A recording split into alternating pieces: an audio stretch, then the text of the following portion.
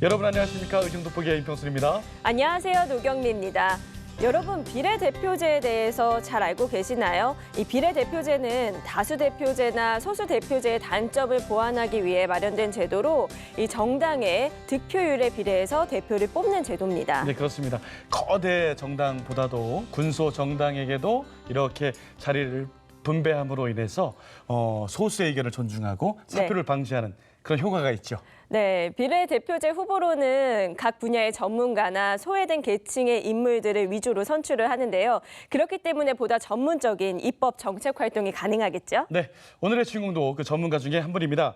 제10대 경기도의회는요, 모두 13명의 비례대표가 있는데요. 오늘은 그중에서 이혜영 의원님 모시고 이야기 나눠보도록 하겠습니다. 화면을 통해서 만나보시죠.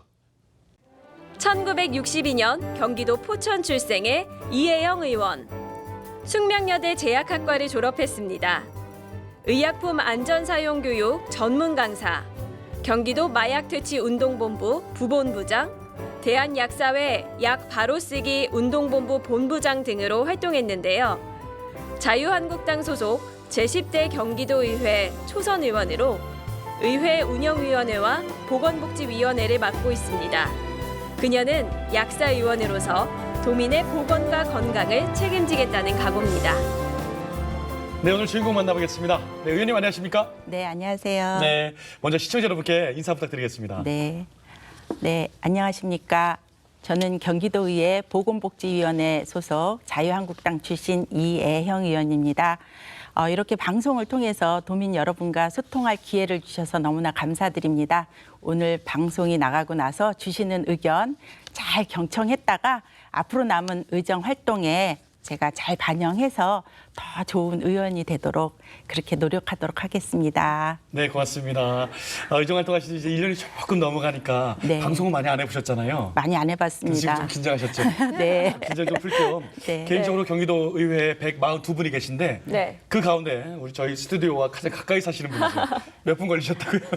예, 여기 오는데 5분 걸렸습니다. 네. 그만큼 마음이 가까우니까 네. 오늘 네. 인터뷰 좀 정겹게 한번 이야기 나눠보죠. 네. 감사합니다. 편안한 예. 이웃 사촌입니다. 네, 이제 편안한 마음으로 저희 본격적으로 인터뷰 나눠보도록 하겠습니다.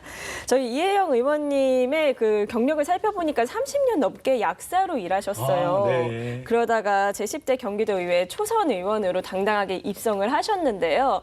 참 그 1년간 활동을 하시는 동안 얼마나 또 설레이는 마음과 또 긴장되는 마음이 공존하지 않았을까 싶어요. 어떠셨어요, 활동?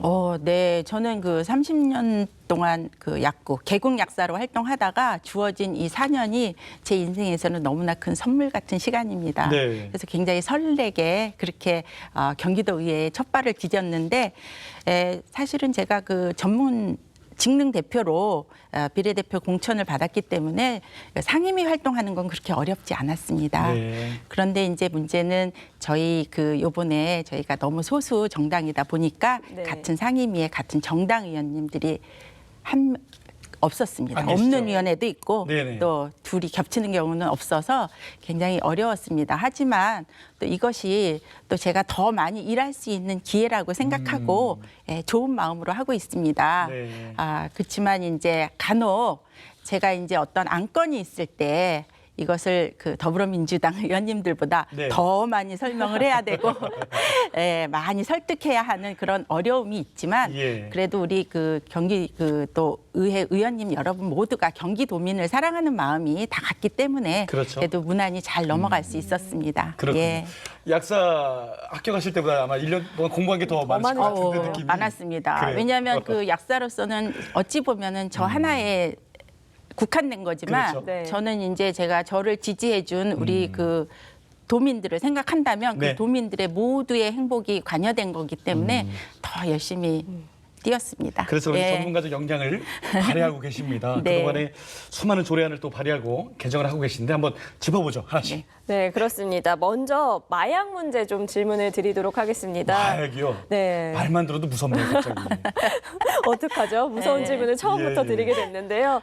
아무래도 이 최근 버닝썬 사건 때문에 네네. 마약 문제에 대해서 대중들의 관심이 굉장히 높아졌거든요. 네. 그런데 이제 도내에서도 마약류 사범이 급증하고 있는 상황이라고 해서 좀 짚어볼 텐데 네. 대책이 그에 반면에 부실하다고 합니다. 현재는 치료가 아닌 처벌 위주의 정책이다 이렇게 말씀하시면서 치료와 예방에 훨씬 더 이렇게 신경 써야 된다. 그래서 어떤 대표를 발의하셨어요. 말씀 좀 부탁드립니다. 네.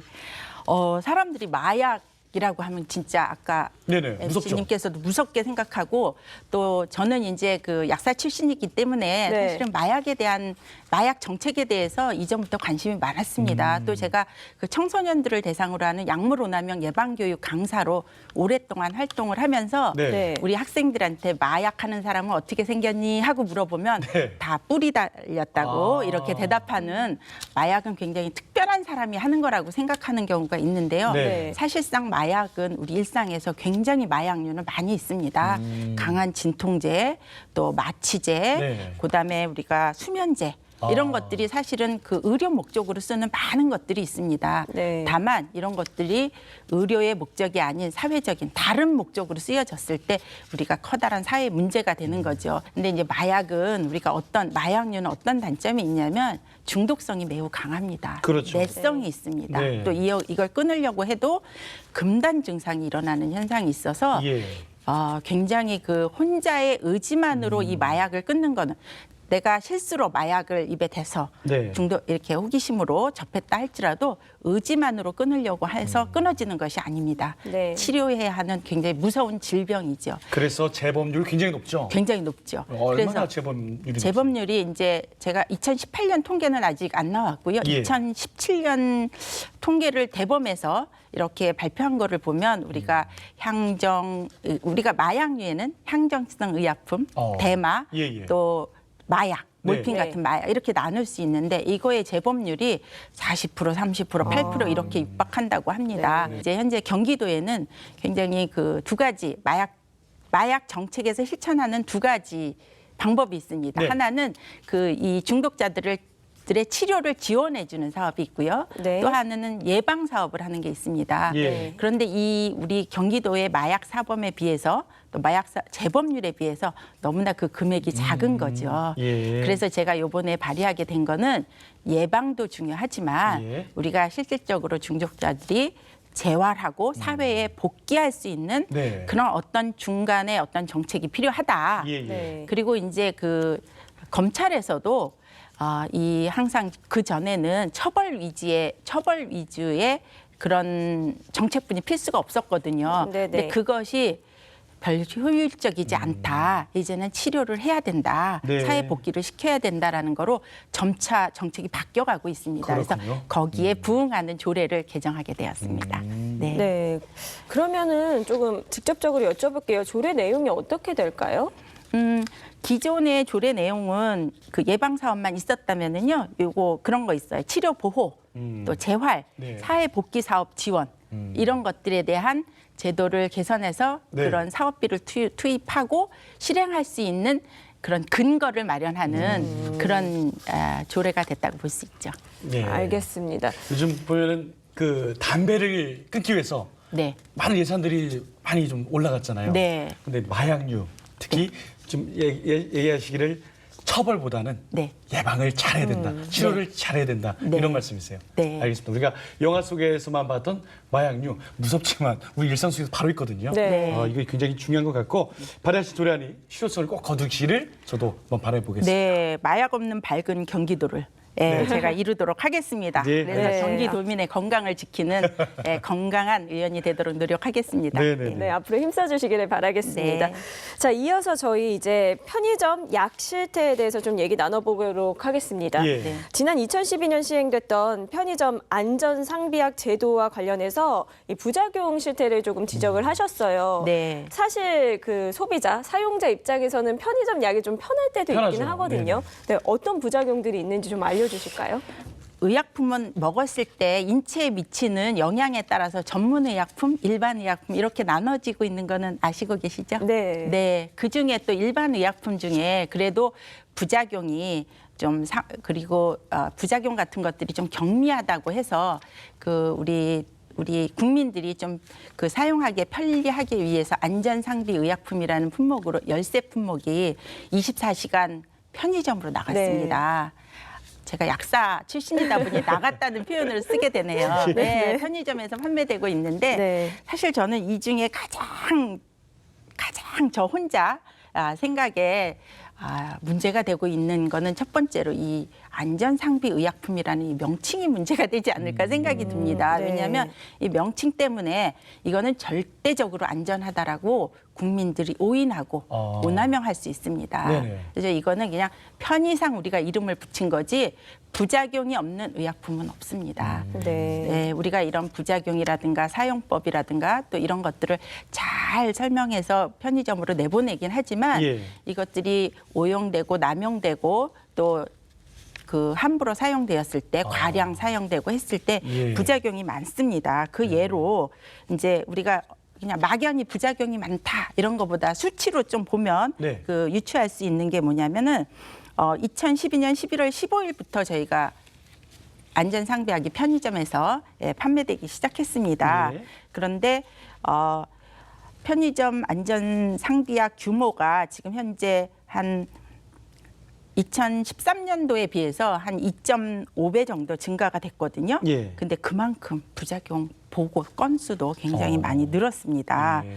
그래서 그 부작용 보고 건수를 본다면 우리가 이게 안전상비약이라는 이름이 전혀 부작용이 없다 이렇게 볼 수 없는 거죠. 네. 그래서 우리가 무조건 그 사용할 건 아니다 그런 생각을 근데 해봅니다. 반대 네. 입장에서 제가 살짝 좀 질문을 던져보면 네.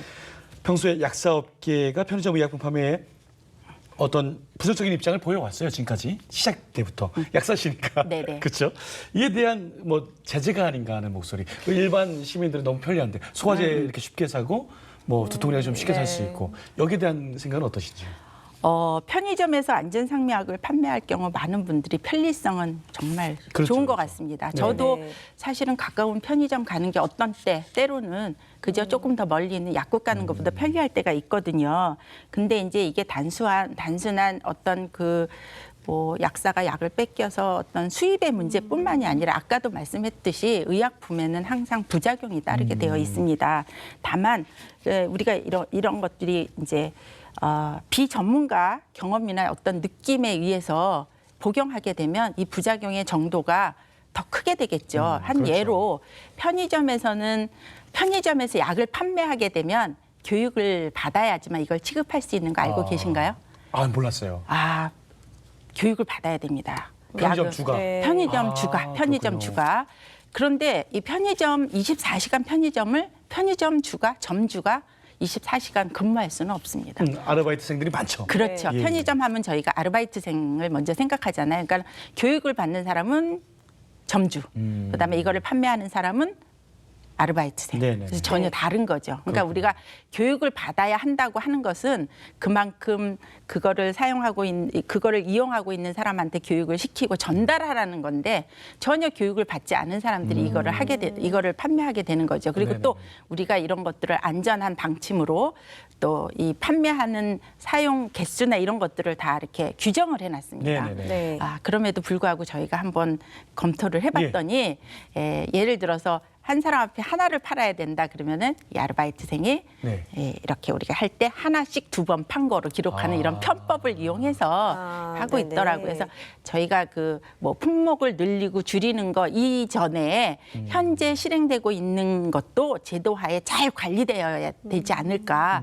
그리고 이것이 안전하다고 인정됐을 때 네. 우리가 또 국민들의 편리성은 더 생각해 볼 수 있다라고 생각합니다. 그 전문가로서 국민들의 사실은 건강이 굉장히 걱정되는 차원에서 저희가 네. 편의점 약의 품목을 좀 늘리는 거를 조심해야 된다. 검토해야 된다. 이런 목소리를 내고 있는 것 같습니다. 알겠습니다. 네.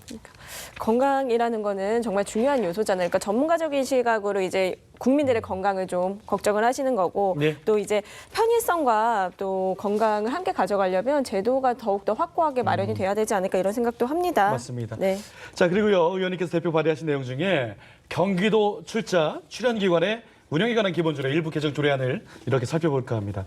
지난 3월 수정 가결되면서요, 정원의 자율성을 확보를 했습니다. 어떻습니까? 그 조례안의 발의 배경과 자세한 내용 좀 소개 부탁드리겠습니다. 네, 제가 발휘한 조례 중에 정말 많은 사람들의 관심을 갖고 많은 사람들이 관심을 갖고 지켜봐 주셨고요. 네. 저도 또 이 조례안을 통과시키면서 의원으로서 굉장히 그 자신감과 뿌듯함을 느낀 조례이기도 합니다. 예. 왜냐하면 제가 이걸 발의하고 이거를 심의해야 하는 기획재정위원회에서 굉장히 오랫동안 의원님들이 심사숙고해서 관철시킨 조례거든요. 근데 이 조례는 근데 이거는 기획재정위 조례인데 왜 보건복지위원회 위원인 제가 발의를 하게 됐나 이런 게 궁금하지 그러네요. 않으세요? 네네. 그렇죠. 예, 많은 사람들이 궁금해하실 것 같은데 사실은 그 발단이 이렇습니다.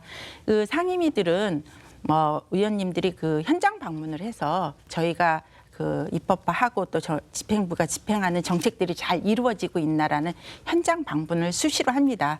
경기도에는 6개의 도립의료원이 있습니다. 포천에 있고 파주에 있고 또 의정부에 있고 안성에 있고 이천에 있고 수원에 있습니다. 네. 그래서 저희가 이렇게 쭉 현장 방문을 하다 보니까 거기에 보면은 그 의료원 그 의료기관을 평가하는 그런 수치들이 있습니다. 근데 보니까 저는 공공의료라고 해서 결코 민간 의료의 질이 떨어져야 된다고 생각하지 않습니다. 그럼에도 불구하고 우리가 간호인력 등급이라든가 이런 것들이 좀 떨어져 있더라고요. 그래서 제가 그런 것들을 같은 보건의료인으로서 그런 게 눈에 보이더라고요. 그래서 예. 지적을 했더니 그거의 문제가 뭐냐면 이 정원조례 때문에.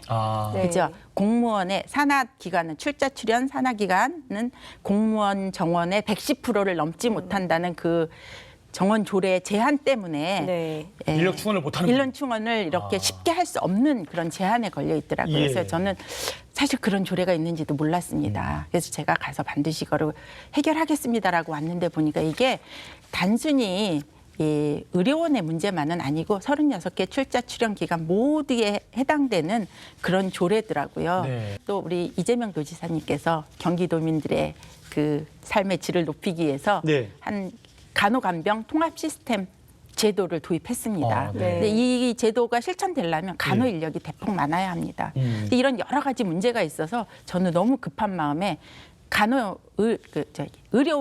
의료원만이라도 제외시켜달라. 예. 이 조례에서 네. 이런 개정안을 단순하게 냈던 거죠.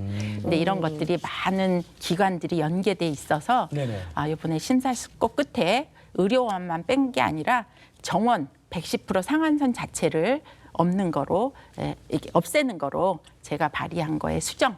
예예. 발의. 없애군요 그러면. 그러니까 다 없앤 게 아니라 상한선 110%를 없앴습니다. 그러니까요. 네. 그런 수정안으로 통과됐습니다. 네. 어쨌든 큰 역할을 네네. 하신 거는 분명한 것 같습니다. 그리고 또 관련 조례가 또 바뀌면서 경기도 의료원. 네. 그렇죠? 저희가 2014년도인가요? 메르스 사태를 보면서 네네. 공공의료의 중요성을 우리가 깨달았잖아요. 굉장히 어떤 개선을 기대할 수 있는 그런 거네요. 그죠? 네. 저는 이걸 계기로 해서 경기도 네네. 의료원이 정말 발전하기를 너무나 소망하고 있습니다. 그래서 의료 서비스라는 게 우리가 단순히 병원 시스템만 고쳐서 되는 건 아니고요. 그렇죠. 예, 또 실력 있는 또 소명감 있는 그런 의료진과 네네. 또 인력들이 있어야 네. 이렇게 잘 발전할 수 있는데 제도적으로는 좀 풀린 셈입니다. 네. 근데 이제 경기도 의료원이 처음 개원됐을 때와는 지금 환경이 많이 바뀌었습니다. 아. 네. 예, 민간 병원도 많아졌고, 예. 네. 그죠? 굉장히 그 큰 민간 병원도 많아졌고 또 교통도 굉장히 좋아졌습니다. 예, 예. 네. 그래서 사실은 의료 혜택을 못 받는 지역이라기보다는 그 공공 의료가 실행해야 되는 그런 방향으로 우리가 경기도 의료원이 맞습니다. 가야 되지 않을까 생각됩니다. 네. 민간 병원에서 꺼리는 질환 치료나 또 언제 번질 줄 모르는 응급 감염병 대책 마련, 또 저소득층을 위한 그 의료 정책 네. 이런 것들을 지역에 맞게 특성화시켜서 실천하는 네네네. 그런 의료원으로 바뀌었으면 좋겠다는 생각을 합니다. 현장으로 뛰겠다는 그런 네. 말씀이죠. 어쨌든 공공의료가 굉장히 중요하고요. 말씀하셨듯이 민간 병원이 꺼리는 일들을 감당하니까 굉장히 네. 중요한 역할이에요. 무엇보다 방향성과 철학이 중요하지 않나 네. 이런 생각을 한번 해봅니다. 자, 다음 이야기 한번 넘어가 볼까요? 네, 저희가 이렇게 많은 일들을 하신 얘기들을 나누고 있는데요. 저희가 초반에 좀 얘기를 했어요. 소수 정당인 자유한국당으로서 좀 아쉬운 점이 많다. 아무래도 비교섭 단체이기 때문에 의정 활동에 어려움이 좀 있으시잖아요. 그에 대해서 좀 더 자세하게 얘기를 좀 해주실까요? 네, 안 어려운 척하지만 어렵습니다. 네, 뭐 어렵다고 일을 안 하는 건 아니지만 어렵습니다. 비교섭단체 위원으로 가장 어려운 점은요. 우리의 의견을 이렇게 전달할 수 있는 창구가 없다는 거죠. 그렇죠. 예. 네. 예를 들어서 이제 교섭단체가 2개 이상이면 상임위에서도 각 당의 간사들이 있어서 어떤 그 의견이 이렇게 상충되면 조율도 필요하고 또 굉장히 중요하면 관철도 시키고 이런 중간 역할이 있는데 이제 저희 지금 현재 상태, 경기도 의회 상태는 그 상태가 못 되고 있습니다. 이거는 뭐 제가 그 비교섭단 소수 정당의 의원으로서도 굉장히 슬픈 일이지만 경기도민을 위해서도 이거는 굉장히 좋지 않은 일인 것 같습니다. 그렇죠. 예, 여러 가지 의견이 들어가서 경기도민 전체가 그죠 만족할 만한 정책이 나오는 게 좋은 거거든요. 또 하나는 이제 경기도의회가 협치를 슬로건으로 내세우고 그렇게 활동하고 있습니다.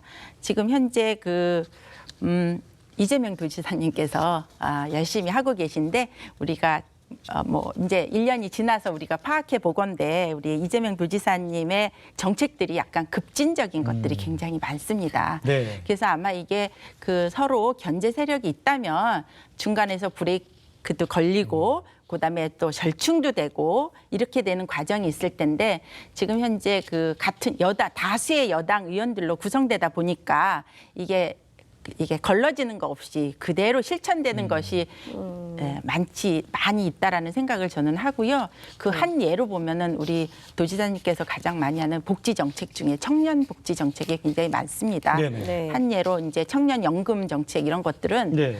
저희가 그 경기도 의회 예결위원회에서 이렇게 걸러져서 네. 수정하고 다시 보완을 해라라고 했는데 그럼에도 불구하고 거의 뭐 수정이 많이 안 된 상태로 다음 회기에 네. 또 그대로 올라오는 네. 그런 거는 사실 옳지 않은 거거든요. 예. 그럼에도 그거를 우리가 이렇게 의회에서 받아들일 수밖에 없는 그런 상황이 네. 되는 거는 굉장히 굉장히 좀 슬픈 일이라고 저는 생각합니다. 그래서 저는 경기도 의원은 네. 경기도민 전체 행복을 위해서 일해야 된다고 생각합니다. 네. 뭐 어떤 정치인의 공약 사업을 위해서 하는 것도 아니고 이 모두가 경기도민이 행복할 수 있도록 그렇게 해야 합니다. 그래서 민생 중심 또 사람 중심의 경기도의회가 본진을 훼손하지 않는 선에서 또 저희에게도 협치를 요구한다면 예. 작은 힘이지만 예. 보탬이 되겠습니다. 네. 의회 민주주의의 첫 번째 기능이 견제인데 네. 그걸 좀 못하고 있다는 게 좀 네. 많이 섭섭하시고. 많이 섭섭합니다. 네, 그렇죠. 또 그 기능이 좀 커야 되는데 그렇죠? 네, 너무 좀 제가 아쉽긴 해도. 아무리 열심히 네네. 해도 할 수 없는 구조적인 문제를 안고 간다는 게 네. 굉장히 슬픈 일입니다. 아니 의원님 그래서 더 열심히 하셔야 되는 거예요? 더 열심히 하겠습니다. 네 분밖에 안 계시니까 네. 열심히 해 주시길 바라고요. 네. 자 아직 못한 이야기 있으면 이제 마지막 마이크 드리겠습니다. 네. 카메라 보시고 마지막 좀 말씀 좀 부탁드리겠습니다. 네. 경기도민 여러분, 그리고 보수를 지지해 주시는 도민 여러분, 저는 경기도 발전을 위해서 지속적으로 경기도와 또 경기도 교육청을 여러분을 대신해서 견제하고 감독하겠습니다. 현재 경기도의회 의석 구조로 보았을 때 자유한국당 의원 한 명 한 명이 할 역할은 너무나 큽니다. 더욱더 열심히 의정 활동을 해서 도민 여러분 모두가 행복한 생활을 할 수 있도록 노력하고 또 노력하겠습니다. 여러분께서 많은 채찍과 응원을 주시면 경기도의 행복 비타민 의원이 되도록 그렇게 마지막 남은 3년 열심히 네. 뛰겠습니다. 네, 감사합니다. 아유, 감사합니다. 역시 약사이시니까 비타민으로 마무리. 네. 경기도의회에서도 비타민다운 멋진 꼭 필요한 의원님 역할 부탁드리고요. 오늘 말씀 고맙습니다. 오늘 고맙습니다. 네, 감사합니다. 네네. 일위한 후보자만 당선이 되는 승자 독식의 이 선거 구조에서는 양대 정당으로만 구성이 될 수밖에 없는데요. 하지만 경기도민들의 의견들은 단 2가지로만 나뉘는 것은 아니겠죠. 네, 그렇습니다. 그래서 말씀하셨던 것처럼 이 비례대표는 꼭 그 의회에 네. 비타민 같은 요소가 아닌가 그런 생각이 들고요. 오늘 만난 우리 이혜영 의원님도 또 활약이 그만큼 큰 만큼 저희도 한번 응원해 보도록 하겠습니다. 자, 비례대표 의원님들 힘내시고요. 자, 의정도포 오늘 여기서 마치겠습니다. 시청해주신 여러분 고맙습니다.